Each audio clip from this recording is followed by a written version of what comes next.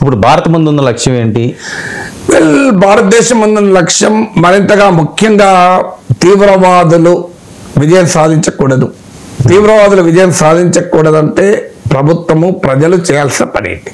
ఒకటి, ప్రభుత్వం అమర్నాథ్ యాత్ర సాఫీగా జరిగేలా సంపూర్ణమైన భద్రతా ఏర్పాట్లు చేయాలి, చేస్తుంది కూడా.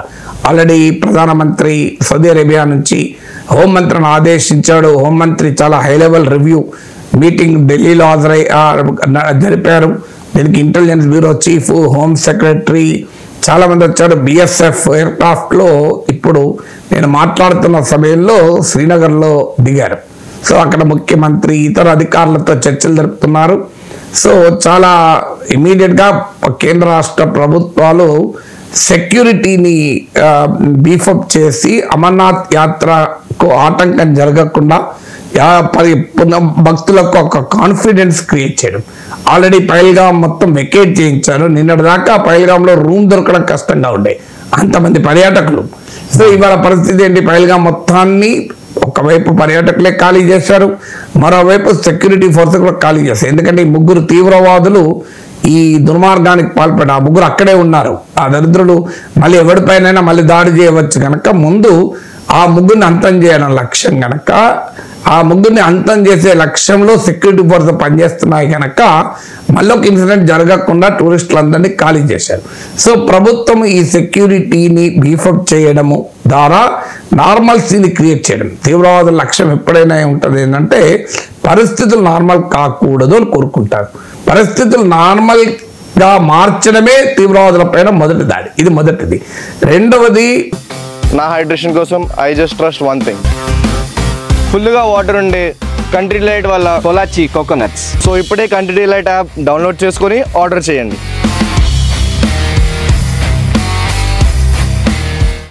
పాకిస్తాన్ దుర్మార్గం ఏంటి? America vice president JD Vance భారత్ల పర్యటన సందర్భంగా మన ప్రధానమంత్రి సౌదీ అరేబియాలో ఉండగా కాశ్మీర్ని ఇంటర్నేషనలైజ్ చేయాలి అన్న కాన్స్పిరసీతో పాక్ ప్రేరేపిత తీవ్రవాదులు లష్కర్ ఈ తోయిబాకు అనుబంధంగా ఉండేటువంటి ఆర్గనైజేషన్ ఈ అటాక్ చేసింది. షాడో ఆర్గనైజేషన్ అంటారు. అందువల్ల పాక్ లింక్ చాలా క్లియర్గా కనబడుతోంది. పాక్ ఆర్మీ చీఫ్ అసీం మునీర్ దుర్మార్గంగా మాట్లాడిన విత్ ఇన్ డేస్ ఈ ఇన్సిడెంట్ జరిగింది. అందువల్ల ఖచ్చితంగా పాకిస్తాన్ లక్ష్యము కాశ్మీర్ ఇంటర్నేషనలైజ్ చేయాలని వాడి భాషలో వాడికే సమాధానం చెప్పాలి. ఏం సమాధానం చెప్పాలంటే ఇదే అకేషన్ ఉపయోగించుకొని పాకిస్తాన్ టెర్రరిస్ట్ స్టేట్ అని ప్రపంచానికి చూపగలగాలి. ఎందుకంటే ఇవాళ వెస్టర్న్ కంట్రీస్ ముఖ్యంగా అమెరికా డబుల్ స్టాండర్డ్స్ ఉంటుంది. ఒకవైపు మనకు F-35 యుద్ధ విమానాలు ఇస్తూ పాకిస్తాన్కి F-16 ప్యాకేజ్ ఇచ్చారు ట్రంప్. విచిత్రం ఏంటంటే బైడెన్ ప్రభుత్వము చేసిన ప్రతి పనిని రివర్స్ చేస్తున్నారు ట్రంప్. కానీ పాకిస్తాన్కు సాయం విషయంలో మాత్రం సేమ్ వైఖరి. మీకు బైడెన్ $450 million F-16 ప్యాకేజ్ ఇస్తే ట్రంప్ $393 million ప్యాకేజ్ ఇచ్చాడు.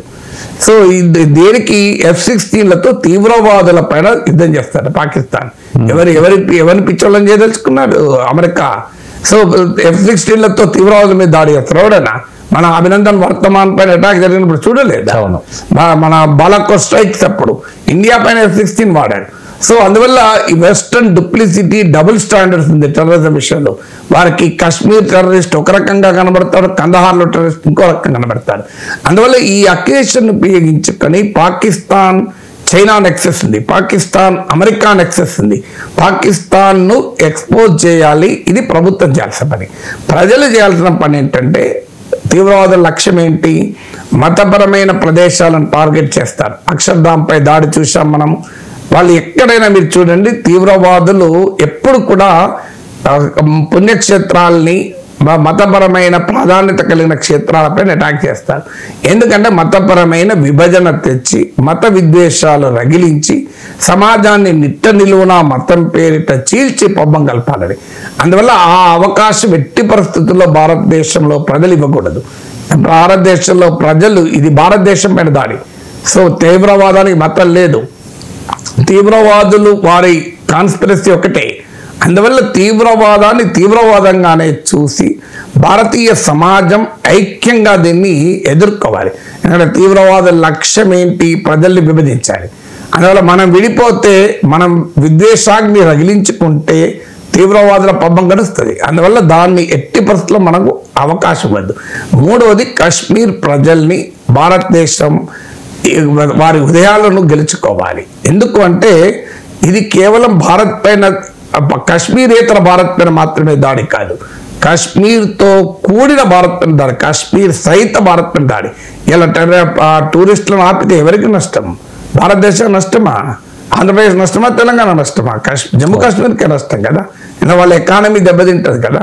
దీనికి ఇప్పుడు అమర్నాథ్ యాత్ర సందర్భంగా అనేక మంది ముస్లిం సోదరులకు కూడా అది ఉపయోగించుకుంటారు. ఇప్పుడు అక్కడ చనిపోయిన వాళ్ళలో డోలీవాలా ఉన్నారు, అక్కడ టీ అండ్ మీకు స్నాక్స్ అమ్ముతున్న వాళ్ళు ఉన్నారు.